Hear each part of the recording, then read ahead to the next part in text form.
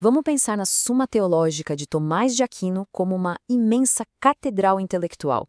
E hoje a gente vai entrar pela porta da frente para analisar a primeira e mais fundamental pergunta que ele faz.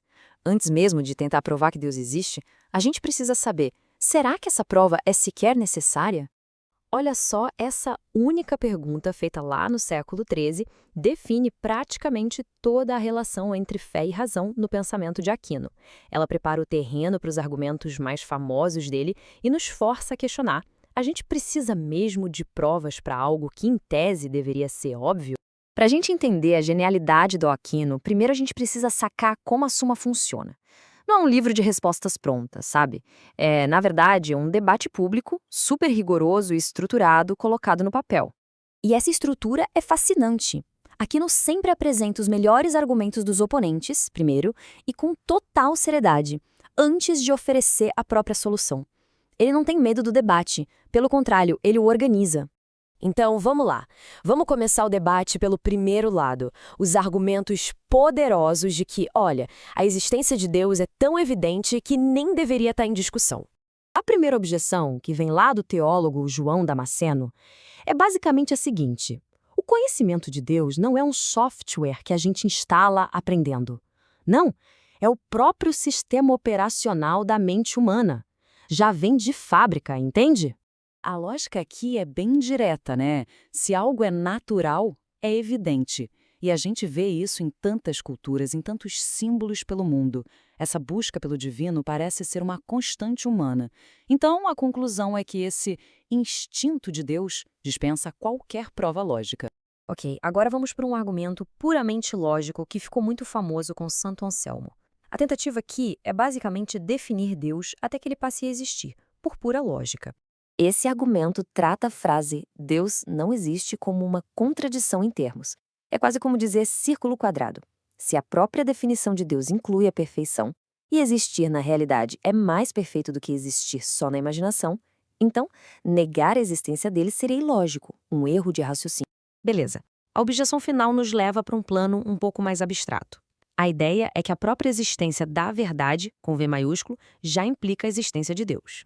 O argumento aqui é sutil, mas é poderoso. Pensa bem, para negar a verdade, você precisa fazer uma afirmação que você acredita ser verdadeira. É uma contradição. Então, a verdade é auto-evidente. E se Deus é a própria verdade, como a teologia propõe, bom, então a existência de Deus também tem que ser evidente. Certo. Contra esses três argumentos bem complexos, Aquino vai apresentar um único ponto. Uma contra-argumentação de uma simplicidade que é genial. E ele usa este versículo bíblico não como um dogma, tipo, tá na Bíblia, então é verdade, mas sim como uma observação sobre a realidade, uma constatação sobre a condição humana. E aqui está o pulo do gato. Ninguém consegue se convencer de verdade que uma parte é maior que o todo. A mente simplesmente rejeita a ideia. Mas a mente consegue sim perfeitamente conceber a não existência de Deus. A própria possibilidade de existir um ateu já prova que a existência de Deus não é evidente da mesma forma. E agora, como é que o Aquino reconcilia os argumentos fortes pela evidência com a realidade de que o ateísmo existe? Bom, aqui a gente chega no clímax intelectual da coisa toda, onde ele nos dá sua solução magistral. Primeiro ele arruma a casa, define os termos. O que é uma proposição evidente? É aquela onde o predicado já está dentro do sujeito. Por exemplo, um solteiro não é casado. A gente não precisa fazer uma pesquisa de campo para saber isso. Basta entender o que significa a palavra solteiro. A verdade está na própria frase. E aqui vem a chave de tudo. Aquino divide a evidência em duas categorias. Uma coisa pode ser objetivamente óbvia em si mesma, mas não ser nem um pouco óbvia para quem está olhando.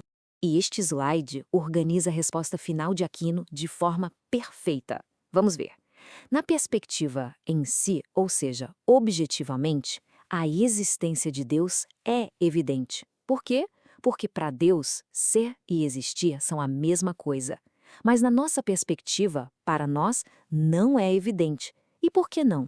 Porque as nossas mentes, que são limitadas, não conseguem captar a essência divina diretamente. Certo? Então qual é a importância disso tudo? O ponto crucial é que a conclusão de Aquino tem implicações gigantescas. Ao dizer que a existência de Deus não é evidente para nós, ele abre um caminho totalmente novo para o conhecimento. Para o Aquino, todo o nosso conhecimento começa com os sentidos. A gente vê, a gente toca, a gente ouve o mundo físico. E como Deus não é um objeto físico que a gente possa colocar no microscópio, não podemos conhecê-lo diretamente. E essa é a grande virada de chave.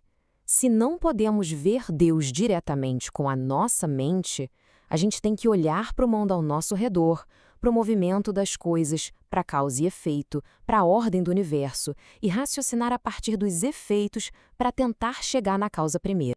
É incrível, né? Ao dar uma resposta negativa para a pergunta inicial, Aquino, paradoxalmente, abriu um espaço gigantesco. Um espaço onde a razão e a fé podem coexistir e até mesmo colaborar. Ele nos obriga a ser cientistas, a ser observadores atentos do universo. E assim a gente termina com essa tensão fascinante. A resposta do Aquino nos deixa com uma pergunta no ar. Como é que a gente lida com esse abismo entre o que é real em si mesmo e o que a gente consegue conhecer? Talvez seja exatamente nessa busca, nesse espaço, que tanto a ciência quanto a fé encontram o seu verdadeiro propósito.